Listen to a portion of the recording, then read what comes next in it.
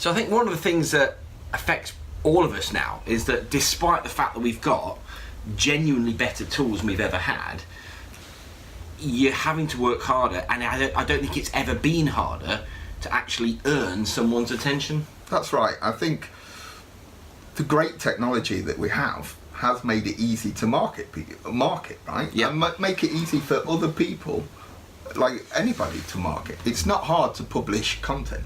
Yeah. Which makes it harder to get your content consumed, right? Yeah. And to do that, to get your content consumed, which must be the end goal of content, because otherwise why would you do it, right, is to get someone's attention. Why should people read your stuff over the other guy's stuff? Yeah. And I think that's tricky. I think because it is so easy, because the tools are cheaper, more easy to use, there's more support for it, you can go and learn this stuff, more people are doing it, and again, so there is more noise, so actually having the ability to get stuff out there has never been easier. Everyone can do it. It is more crowded, and it comes back to that, well, okay, yes, you've still got to do it, and it's not something you can avoid, but you've got to do it with a plan in mind, with a specific plan in mind. What is the right thing to the right people, etc., etc., etc. And I think, again, we said it before, this is one of the things I think where people really fall down on it, because they're not clear enough on kind of each step of it. One of the, like, who is that perfect person? Yeah.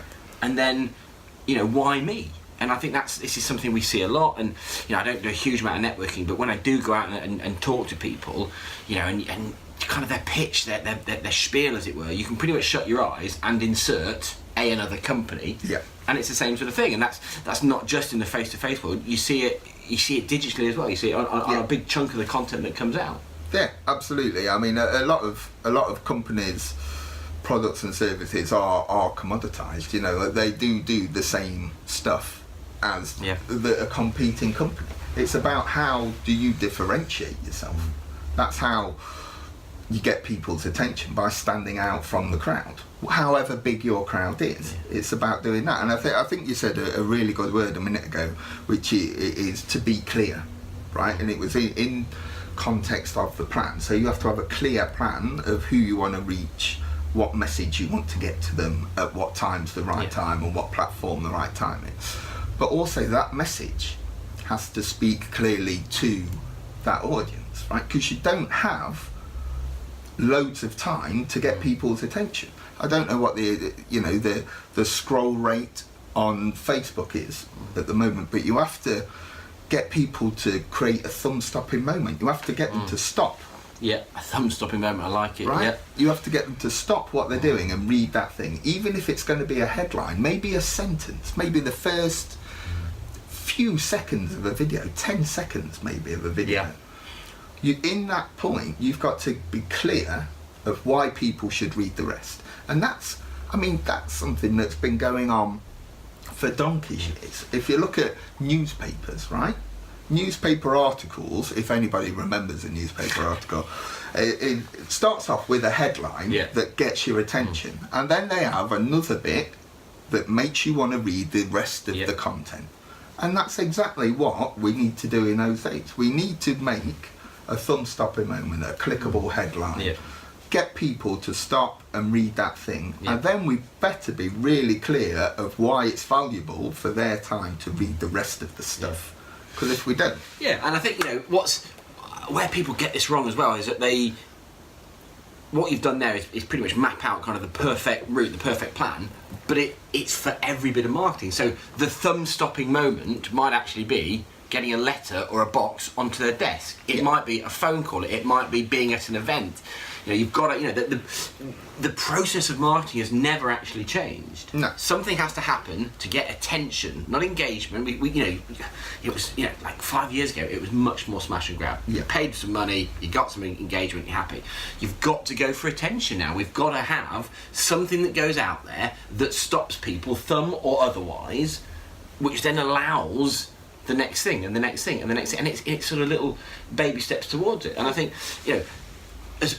as a big part of that as well, I'm sort of going back a step, so forgive me, when you need to make sure when when you stop them, when you've got this thing that stops them and gets their attention, and they then continue to look, they need to see their lives, their world, their issues in whatever they see. And I think, and again, I always feel a bit bad, but there's a guy, financial advisor, it's relatively locally to here, and he would purport to be someone that works with high net worth customers, which is a great market to be in, but in the most respectful way, everything about him looks cheap.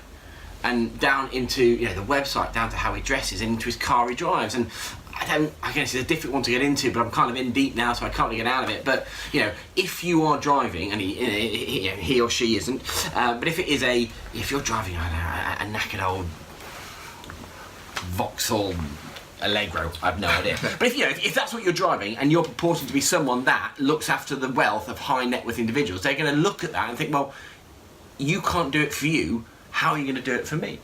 And I think it's that kind of holistic part of all of this kind of stuff, which is why, when you've got clarity, this is why having that plan is so important. Think, right, this is who I want to speak to, this is what I want to sell them, what does the rest need to look like? What do I need to do first? And quite often, the people with Tim and I go and sit to, there's background stuff to be done before the actual selling of it. And I think too many people get that wrong, because, these people will look, they have got massive choice, and I don't know if you do just still get one shot at it, but you don't get many shots, and it doesn't matter if the headline's brilliant or the thing that stopped them in their track is brilliant. If they then look and just think, nah, it's not for me, they're kind of gone forever. Yeah, and I think another great point there, you only get one chance to make a first impression, there isn't another chance.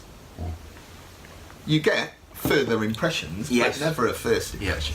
And that's, I still think, really valuable. There's, you should try and make that first impression as good and as representative as humanly possible, because you only get that. If you do that, they are more likely to pay attention to you on your other impressions. And I think you need to be proactive and conscious and think about, again, it gets a bit fluffy, but forgive me, what do I want that person to feel the first time they come across me? And that's as valuable in a networking room as it is in a mail campaign or an email. Or what's the emotion I'm trying to conjure up there? Because, that is really important. And weirdly, people tend not to think about that until 2 or 3 steps down the line, which is kind of odd, because when you're going for new things, you want these people.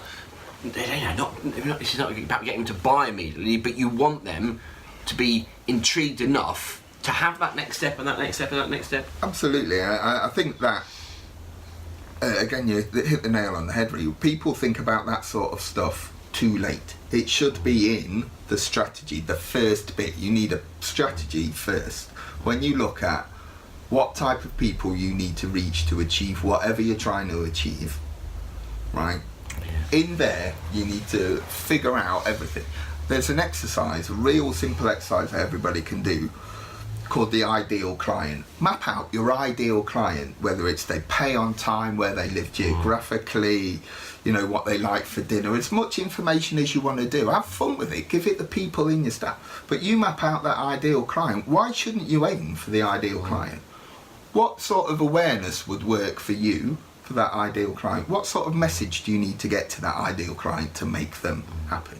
In an ideal world, right? Because that should be the formation of that compass that we've spoken before on a different video, I think, that thing that guides. Yeah. Because if you get that right, if you get the ideal picture right in your head, at least it will guide you in the right direction.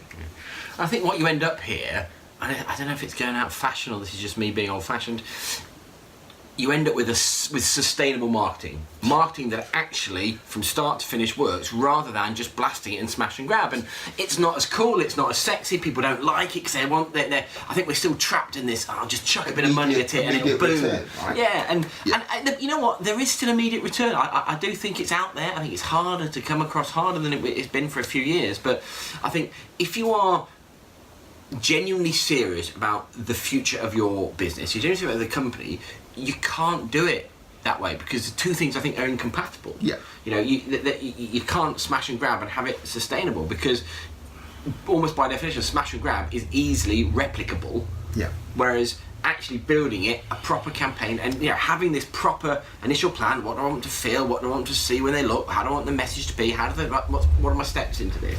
Yeah. That gives you something that is, something that you can do again and again and again, something that can't be copied, and actually gives you a proper, sustainable plan that will deliver. And I think people have, I don't know, I don't think people have forgotten it or don't like it, or... It's that thing that we always bang on about, the strategic, the helicopter view, the big picture thing that people don't do, because it's easy to focus on the presumed quick wins. Right? I can spend 50 quid on Facebook and in a week I might have some clicks. Yeah. Right? Which is brilliant. Or you spend a bit of time thinking about the right message to get to the right people at the right time, which will get the attention. But you do that, you get stuff like rapport and affinity with your customers, which means they'll come back and buy from you again. You won't have to just raise attention, just grab stuff. You've got more lifetime customer value, because the marketing strategy isn't a thing you need for 1 month. It's a thing you need to achieve your business goals, right? And attention is part of that, but you need to know who you need to get the attention of first, and how you're going to get the attention of them. And I think when you go down that route, it has kind of quite a good side effect of the fact that, broadly speaking, like mixes with like. Yeah. Your target market will mix with other people in your target market. Yeah. And if you go and have a proper human marketing conversation or human conversation, they are so much more likely to say, oh, have a chat with these guys or this. There's a, I don't know, this is where we get fluffy again, but there's a warmth there, and that's what all marketing should produce.